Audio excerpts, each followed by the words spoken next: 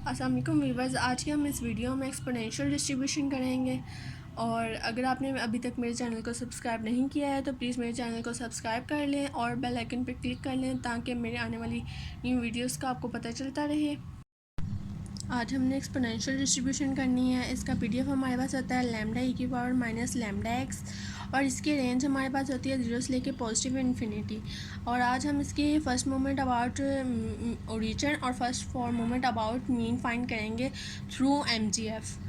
तो MGF find करने के लिए हम इस तरह से एक्सपेक्टेशन अप्लाई करते हैं, और एक्सपेक्टेशन जब अप्लाई करते हैं तो ये एक्सपेक्टेशन का फार्मूला है हमारे पास, और इसमें हम पीडीएफ लिखते हैं। हमारे पास पीडीएफ ये है तो हम इधर पीडीएफ लिखते हैं, और इसमें से जो हमारे पास कांस्टेंट टर्म है वो हमने बाहर निकाल ली है, और फिर हमारे पास ये दो टर्म्स बच गई हैं और बेसिस सेम है तो हम इनकी पावर्स को ऐड कर देंगे।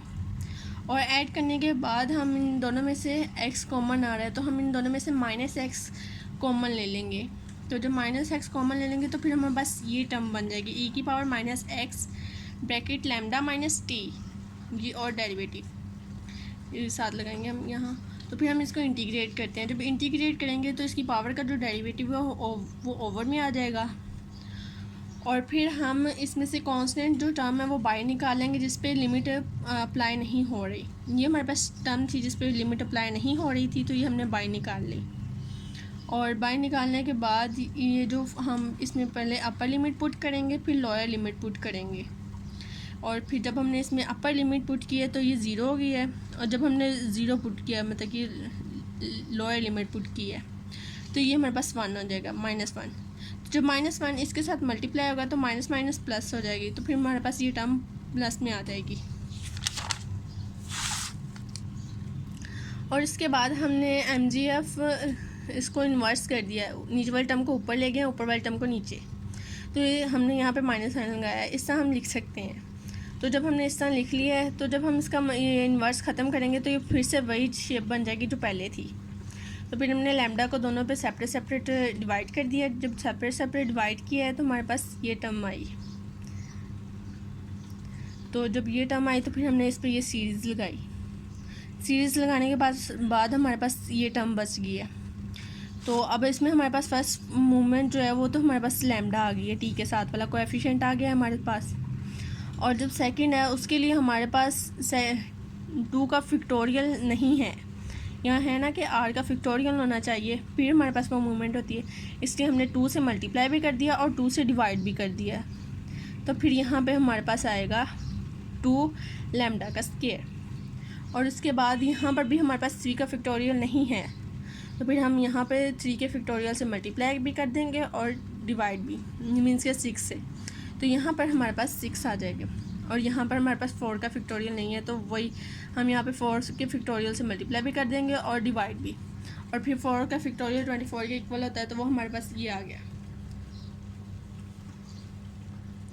ये हमारे पास first for moment about origin आई हैं। अब हमने first for moments about mean find करनी है। उसके लिए हम इंटीग्रेट भी डेरिवेटिव भी ले सकते होते हैं एमजीएफ का, और इस तरह भी फाइंड कर सकते होते हैं सीरीज़ में पुट करके।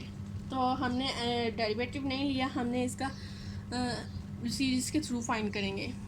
फर्स्ट मूवमेंट जो ओरिजिन की होती है, फर्स्ट मूवमेंट अबाउट ओरिजिन जो होती है वो फर्स्ट मूवमेंट अबाउट मीन भी होती है, वो दोनों इक्वल होती हैं, तो वो हमारे पास 1/λ ही आ गई।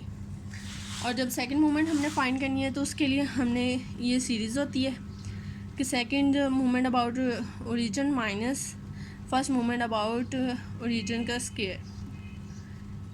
तो फिर ये हमारे पास टर्म आ गई है। तो हमने ये यहाँ पे 2 की ओवर लैम्डा और 1/λ का स्क्वायर ये हमने पुट कर दिया है, क्योंकि यहाँ पे 1/λ आना था, यहाँ पर भी स्क्वायर है तो यहाँ पे 1/λ आना था, लेकिन जब इसकी हमने स्क्वायर कर लिया है, यहाँ देखें इसका जब स्क्वायर करेंगे तो यही टर्म बनेगी हमारे पास।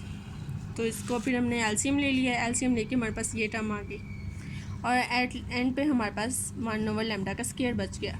ये हमारे पास सेकंड मूवमेंट अबाउट मीन आई है, और इसको हम वेरिएंस भी कहते हैं, और सेकंड मूवमेंट अबाउट मीन भी कहते हैं। और इसी तरह हमने थर्ड मूवमेंट फाइंड करने के लिए ये सीरीज़ लगाई है, और इसमें हमने जो फर्स्ट मूवमेंट अबाउट ओरिजिन आई थी 4, उनमें से जो भी इसमें पुट हो रही थी वो हमने पुट की हैं और फिर इसको सिंप्लीफाई कर लिया है। ये वो हमारे पास आ गया 6 का क्यूब, यहाँ पे हमारे पास स्क्वायर है, तो ये हमारे पास क्यूब हो गई लैम्डा नीचे और ऊपर ये 6 हो गया, तो ये आपस में कट गए और पीछे हमारे पास 2 लैम्डा का क्यूब बच गया। वही हमारी थर्ड मूवमेंट आई है।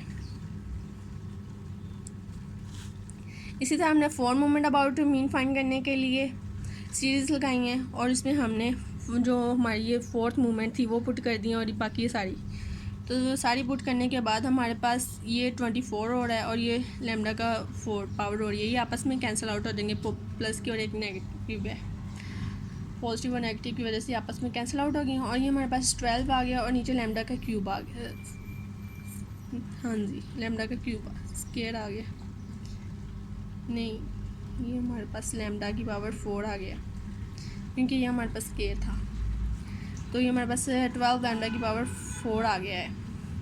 और इसी तरह हम यहाँ पर इसकी जब पावर 4 होगी तो 1/, लैम्डा की पावर 4 है तो 3/λ4 होगी, तो इनका एलसीएम ले लें, तो एलसीएम लेके हमारे पास ये टर्म आ गई, तो इसको माइनस करेंगे तो 9/λ4 आ गया और यही हमने फाइंड करना था। तो ये हमने फर्स्ट 4 मूवमेंट अबाउट ओरिजिन और फर्स्ट मूवमेंट अबाउट मीन ये हमने फाइंड कर ली हैं। और अगर आपको मेरी आज की वीडियो अच्छी लगी है तो प्लीज़ मेरे चैनल को लाइक कर दें एंड सब्सक्राइब कर दें।